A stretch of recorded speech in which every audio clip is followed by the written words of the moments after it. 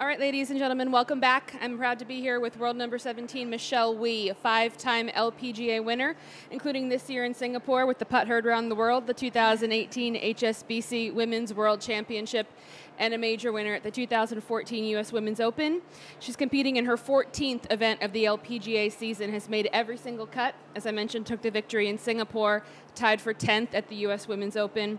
She's competing in her 12th KPMG Women's PGA Championship, has 3 top 10 finishes, and tied for 20th in 2017. Sorry, I keep rattling off things there.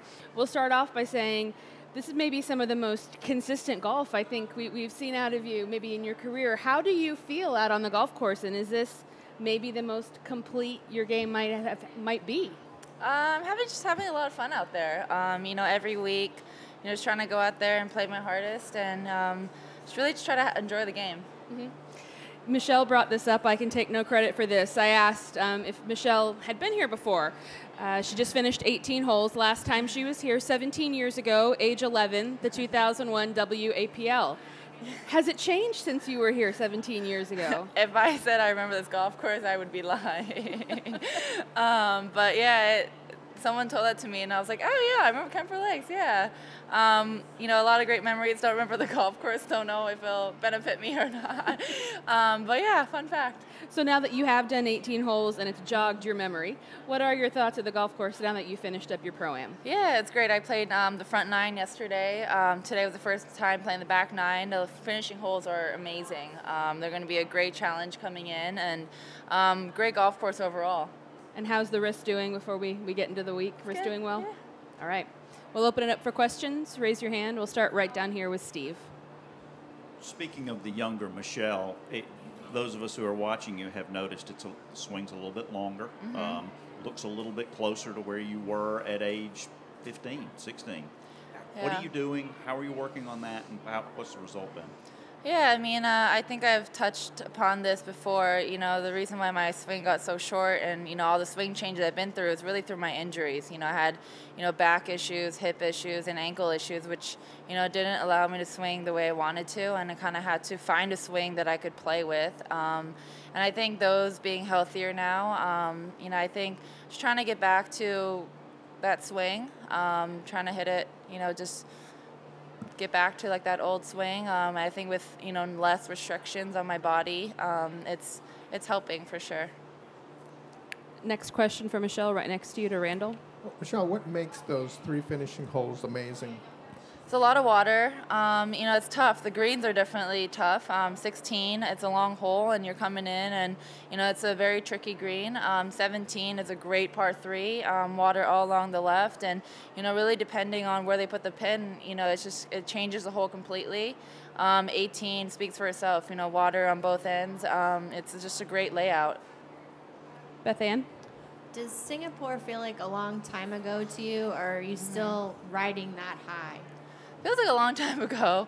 I can't believe it's already, summer. We're already halfway through the season, or even more, I think. It's just crazy how time flies. But yeah, it does feel like a long time ago. We'll go down here. Karen will go, and then right in front of you. Are you sure? Yes. Okay. Michelle, you've been around this game at a very high level for a very long time. How has the level of competition around you improved over the years? Oh, exponentially. I think every year, I feel like the game is just getting, everyone's just getting better and better. The scores are lower and lower every year. The kids coming out are younger and younger, and I just, it's an ever-changing game, and it's definitely, trying my hardest to keep up and keep above it, and just got to keep working hard. Right behind you to Karen. What advice would you give to Brittany for what she's going to do next month in Lexington? We actually talked about it for a little bit. We got paired together last week in Arkansas, and we talked about it. It's just have fun, just enjoy it out there. She asked me if I wanted to do it again. I was like, no. But I definitely really enjoyed it when I did. It's a great experience. I learned so much playing with the guys, and, it's definitely a unique experience, and I think that she's someone that can, compete with them. She hits it really far. She has the right mindset for it, where she doesn't let things bother her and get to her. So I think she's going to have a blast, and hopefully the course will play fast, and see her outdrive a couple of guys. That'd be fun. Go ahead. I mean, never is a strong word, but I would probably say I wouldn't want to do it again. I don't know, just don't really want to. Question in the back, in the middle. Michelle, after seeing the course, how important will your distance be this week off the tee? I mean, if it plays this soft, it's definitely going to be playing pretty long. So I think, hitting it further will definitely make an advantage because the greens are, tricky out here. So having shorter irons in will definitely be an advantage, I think. Next question for Michelle. All right, we'll go back to Beth Ann. If you could just describe a position that you're in with your swing right now that you and David are working on that you couldn't get to before because of an injury that you're excited about right now. Yeah, I'm definitely excited. It's nice, hitting a golf ball and, not having screaming pain. But yeah, it's definitely a work in progress. It's, trying to go back to a certain swing, it takes time and it takes confidence. And I feel like I'm getting there. The last couple of weeks, I feel like, the confidence is building and I just need to, get confident out there and, just do what I need to do. But yeah, just right now it's just, trying to build confidence with it. Steve? I want to stick to that for a second because when you are shorter, the swing's a little quicker. I mean, you get back and through faster.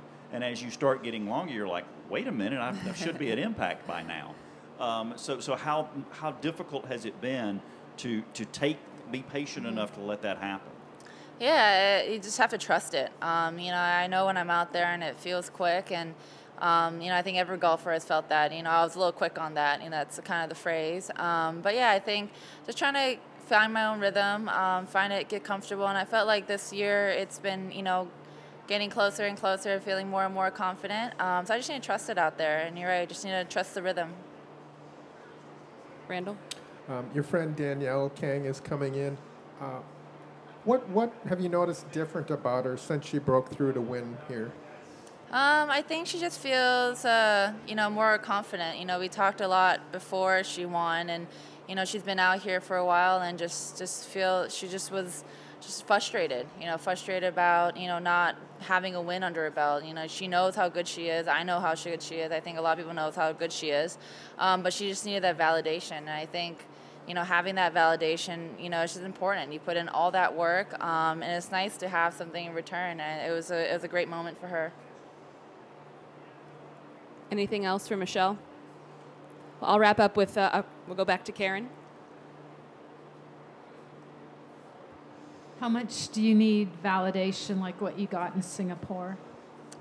I think every athlete needs validation. Like I said, we just put in so much work into it. And I think, moments like Singapore for me, every win is such a high. And that's what we're looking for. It's the next high, really. And, that's why I practice. I remember that feeling that I got at Singapore. That's what gets me through my bad days. And, that's what motivates me to wake up every day and go work out and go practice. And, it's such an incredible experience that we get. To even have that opportunity to feel that high, and it's just a fun experience for sure. In closing, we're the last cutoff for the UL International Crown. Right now, you'll be making the trip to Korea. Things are very close. What would it mean for you to have the chance again to represent the USA, and what will that week be like for us in Korea?